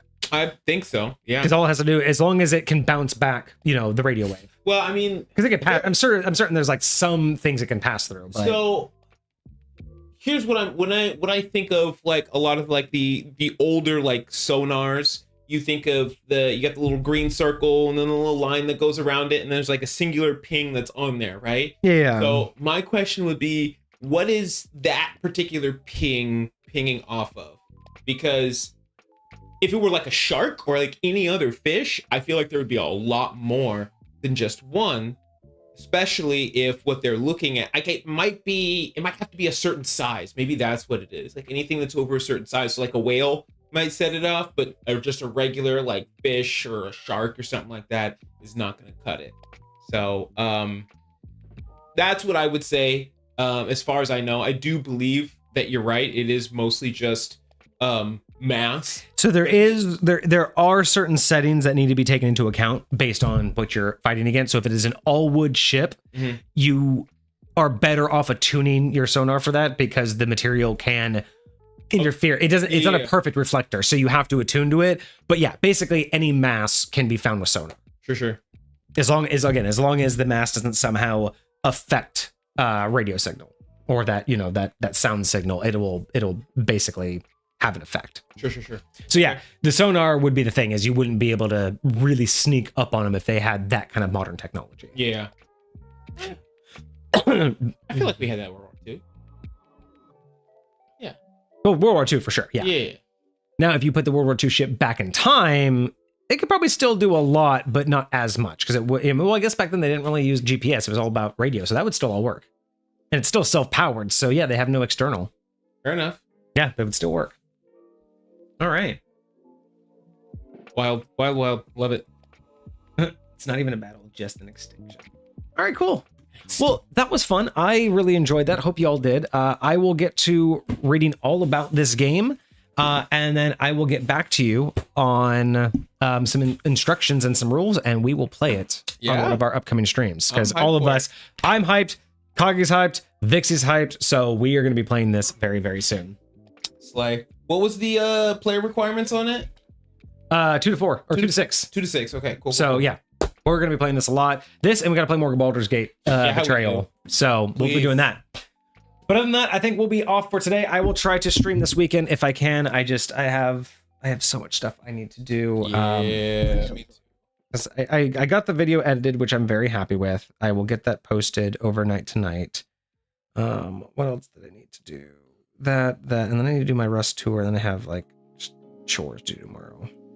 But I need to do my Rust build. I have a really cool idea. We're doing a winter theme on the Art of Rust. It's just going to be like a like winter holidays kind of like theme.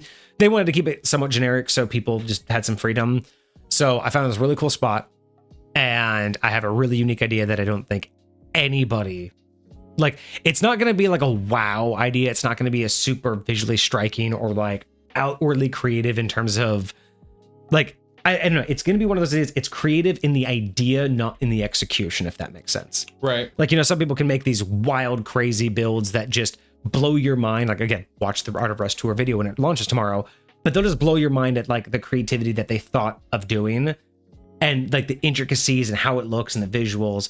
Mine's not going to be like that level of creative. It's just going to be, it's going to look great, but it's the overall theme, the idea of it is going to be like, where did you come up with that idea? Why did that inspire you?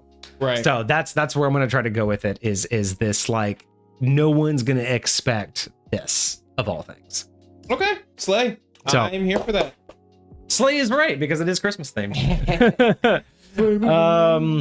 What's our favorite Dungeons and Dragons creature that you consider overpowered? A lot that are overpowered. But what's your favorite that you consider overpowered? Favorite. See, here's the deal.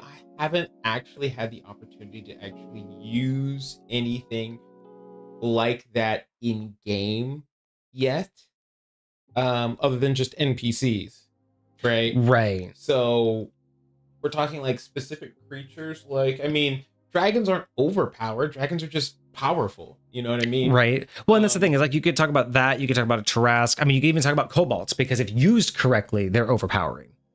Sure. Like they're smart enough, their tactics. Like we've known that kobolds can be a terror. So it's like, I mean, it's a hard question because it's like, what's my favorite that I know is overpowered? I don't know any standard one that I think of as overpowered because I mean, especially in 5th edition, I just don't think of anything as being overpowered like that. Yeah. Again, see, for me, it's a lot of how you use it. Yeah. You know what I mean? And just like with my players, like I don't necessarily think my players in my world at least can get overpowered because I've always got something to respond to them with, so my players are scary in themselves. So what can I do that's overpowered?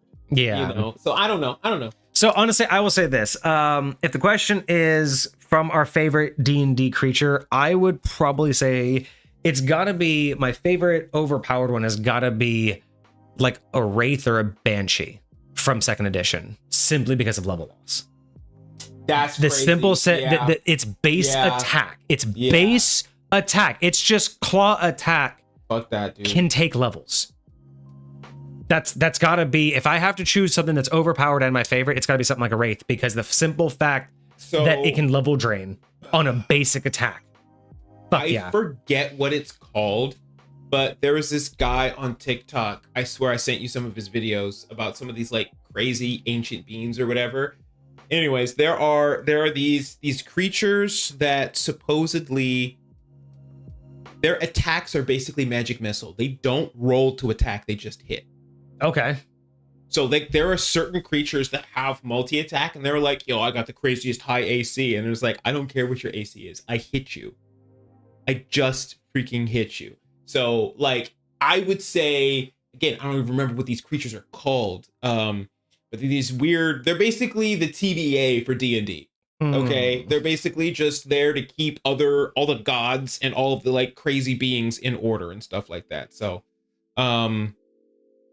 yeah.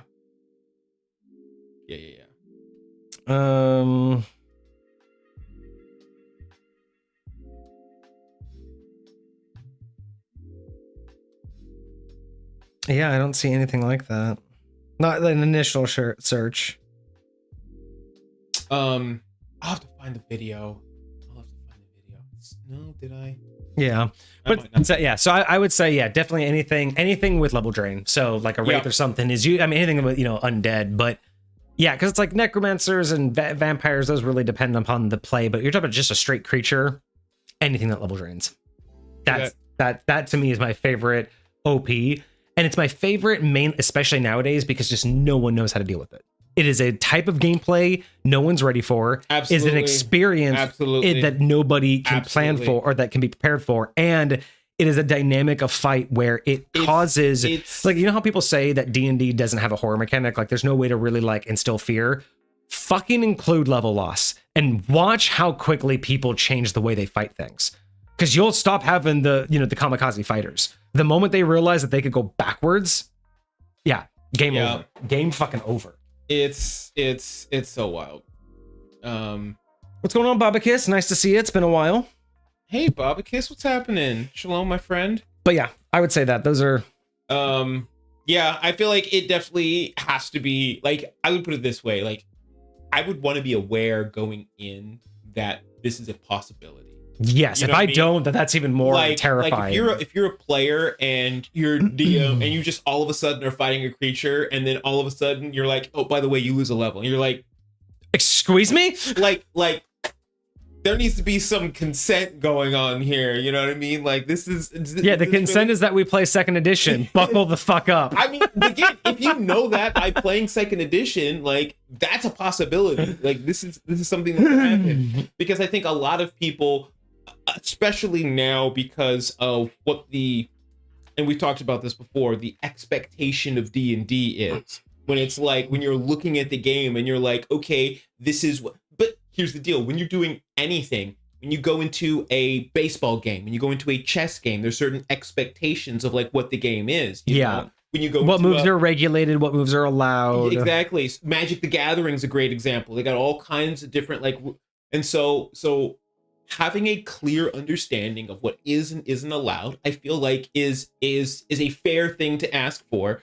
But assuming things are one way, like it's kind of like announcing that there's permadeath. Just hey, if you die, you die. There's no coming back. If you can't do this or that, I don't do res spells. Blah blah blah. This is again the stuff that's important to like go over in like session zeros and like when you're working with your players and trying to figure out what type of game that they want to play in the first place. And again, it's so funny because I know that there are so many players who love the idea of creating a character that their DM doesn't know about to do the whole gotcha moment of, no, but my character, blah, blah, blah. Yeah. But this is one of those moments where it's like, it's definitely a double standard because DMs don't get the same, like in a greater community, players would think that's totally fine where they could just surprise their DM with something about their build.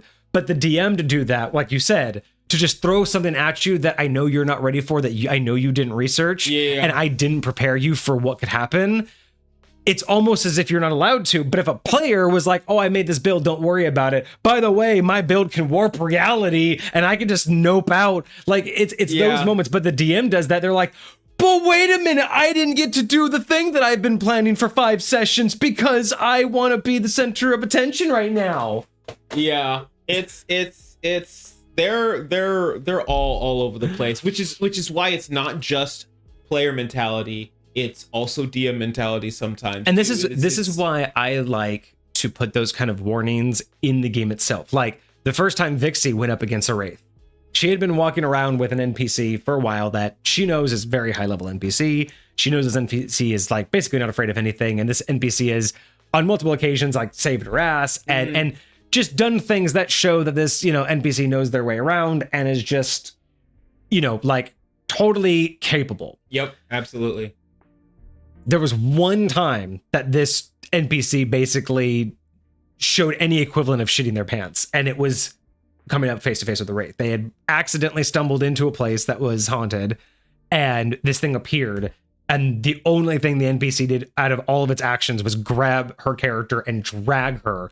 And I had to do strength checks and beat her, and I did. And it was like, she straight drags you out of here.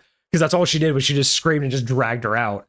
While the other NPCs that, you know, like the little like other NPCs that were around, like just kind of scrambled and didn't know what to do. But it was like, hey, I know my NPC rolled, like knew what was going on. I'm like, you rolled the wisdom check. You know what this is. What's your reaction? I'm like, the NPC knows not to fuck with. Like, even one of my strongest NPCs just knows flat out. And that's... I'm not going to be your strongest NPC for long if I out here screwing around. Exactly. But see, I like doing that because sometimes it's fun to, you know, because people like, you know, worry about if you give too strong of an NPC to players, like you're basically just there to always protect them. But it's like, you got to do moments like that where even the NPC says, no, like, I can't. You got to show that your NPC isn't the end all be all safety net. Like and the things that I like to do with that is I'll take the NPC away a lot. Sure. Like the NPC just won't always be there. Have something else to do. It needs to use its skills elsewhere, and you have to. Or just being distracted. Like very often, whenever that NPC is in a fight, I very often ensure that that NPC takes on an opponent of its equal course. Sure. So essentially, it's almost as if, hey, I'll take on the big guy, but that doesn't mean the fight's going to be easy for the rest of the party. Yeah. So yes, I'm here helping, but in reality, you have an encounter. Yeah, and they have an encounter. I did something very similar where there were these two very strong NPCs that I wanted the players to know were very strong, and so there was like an area where like the leaders of the town were all congregated together, and a large force had come in and around them to attack, and so these two stronger NPCs are basically holding back the flood while you take care of business. While the smaller ones that get through, you're protecting these individual people. And that's a great way to do it. Is like it's fun to have NPCs to kind of balance the tension. Yeah. But you need to make sure that though they aren't viewed as safety nets, they're just there for balancing. You know, like I have done those moments where my NPC has saved her life. But I always ensure that they're in moments that aren't like, oh, I just don't want you to die, so I'm just going to have them save you. They all come at some sort of consequence or some sort of cost, right? Like this NPC is well-traveled, has a lot of magical items, but the vast majority of her magical items are single use and she only has one of them. They're very rare. She's probably never going to get them again. And so it's moments like that where it's like, well, she had to burn something of great value that I can now never do again. Because what I don't like doing is making NPCs that just like, oh, that NPC has this spell that I can just spam whenever. Yeah. So my biggest thing is like, it has to be a very one-off way that these NPCs are being able to be saviors. I hate the idea that an NPC just shows up to be a savior. There has to be some sort of like that give and take, right? Like one time, her character was about to be crushed by falling rocks from an enemy. They basically cause like a mini avalanche, and there was just nothing. I was like, you're gonna die. Like I was literally sitting there. I'm just like, you're gonna fucking die. To Vixie's character, I was just like, this sucks. But then I'm like frantically looking at my character sheet. I'm like, what can I have? And I'm like, oh yeah, that's right. So I had it on this character that she had a run in with Alchemist, and she got basically like these little alchemy bags. They're like a little thing that I've been playing with because I like having like people who learn their own magic up to a point to where kind of like spells, you can give out spells. So I created this thing where she got these alchemy bags one of each type. And each alchemy bag essentially is a kind of like a spell in a bag.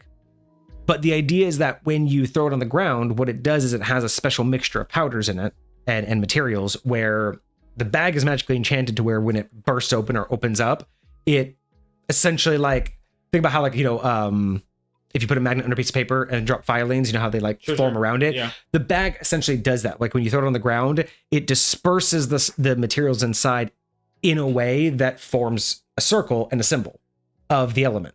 Cool. So it creates its own alchemy circle if you don't know how to make one yourself. Like if you don't know how to draw one, you throw the bag on, it disperses the materials and it makes one. And then it also is kind of like a preemptive spell. So unlike having a specific, it does this mechanic, it's much more of how alchemy works and similar to how the benders work, where it's much more of you have a range of control and it's about intent. Yeah. So she used one of these bags. She had only one of each. So I looked at her character sheet, I'm like, this is the only chance she has. So she burned her earth bag to throw it on the ground, make a symbol, and slapped her hand on it, and then made a piece of the mountain jut out just above her head, enough to where the avalanche went around her. Why? So it's not like, and she can't do that ever again. That was it. That was a one time, and it's not like she can ever do that thing again. I burned that NPC's forever ability with earthbending or earth alchemy. Yeah. Until that NPC has a reason to go earn another one of these, because these bags aren't like just she can just go buy one. It wasn't like she earned it. She did stuff for alchemists, and that was one of her gifts.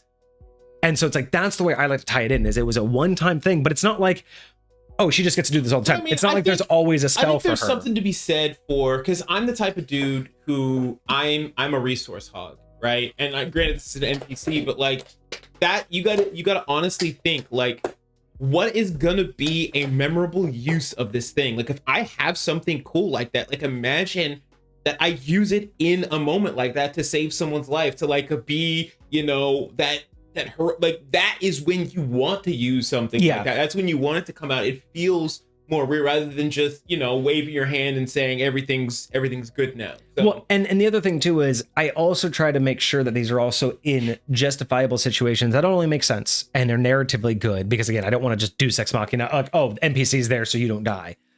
But I also want to show off that it's like, it's not always, it can't always happen. This was just a one-off. Sure. But it was also a great opportunity for me, because this is what I do with my NPCs, is most of my NPCs always have something that's non-standard that is part of High Point.